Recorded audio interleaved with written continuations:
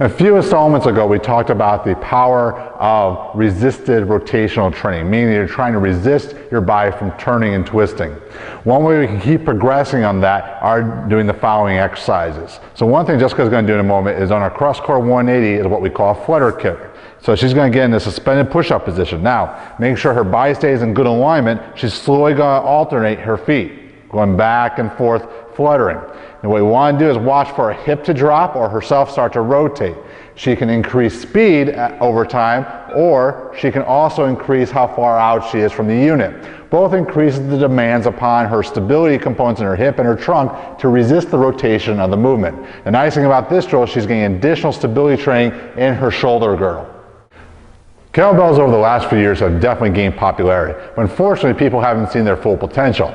We can use the kettlebell to offset ourselves to, again, resist rotation. By using one kettlebell, automatically we're forcing to stabilize in different planes of movement. The fact of the matter is we can make the intensity of the stability even harder by changing body position as well. So what we're going to do is we're going to work from a staggered position for the following complex that a lot of people do only from the stability of a base such as so.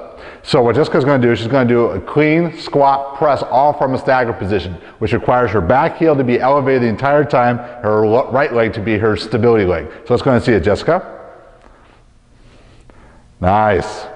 And what you're looking for is for her to remain perfect symmetry as she performs the lift.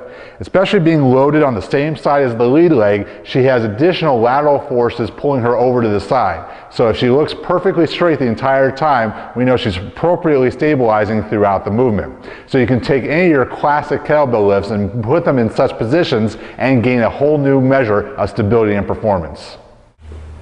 The great thing about being in a suspended position, it allows us to take any of our typical drills and take them to the next level in as far as performance and stability demands. Being on one leg is going to force her standing leg to really gauge in the ground. She's going to really root in by locking in her feet. She's going to lock her knee out and really have to stabilize those glutes.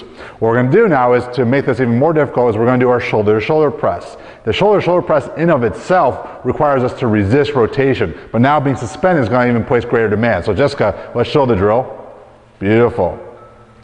And it's really, not only is her center of gravity changing during the lift, but because only one leg is in contact with the ground, as she goes to one side of her body, the other glute and oblique are really going to have to fire off to make sure she doesn't waver during the exercise. This is an incredible movement to teach people the power of using the lower body to help the upper body in producing strength movements. What we're teaching you doesn't have to be boring corrective exercises. They can be very dynamic and they can train strength and metabolic systems at once. This is one of our favorite complexes to try. So Jessica's going to go ahead and shoulder the bag, power up. She's going to go down in a deep lunge, come up, and she's going to do a shoulder-to-shoulder press, one each side, push, pull, and then she's going back down the ground. You see when she starts, she's in a pulling position. She goes into a nice deep lunge, stabilize, press. Nice, Jessica. Press and come down. She made that look incredibly easy. That's one of the most advanced drills you can perform. The great thing about all the training implements we're showing you today are they're amazingly accessible to anyone from an elite athlete to a general population person, and you create so much versatility within the movement patterns themselves. One thing we're going to do is hook our ultimate sandbag up to the CrossCore here. We're going to begin in our drive press, going side to side. So this almost becomes an extended leverage here. So as Jessica presses out, it increases the stress on her abdominal region. So going from one side to the other, she has to resist the rotation of the bag. She can make this harder by extending out how far the bag is and how level she is in relation to the ground. We can also change it by going into a staggered stance. So now there's going to be far more load to the back leg as she drives up. You want to remain completely symmetrical as you perform the exercise. You want to see a push down to one side and a pull down the other. This really tenses up the oblique area and the glutes to make sure that you can remain in proper alignment.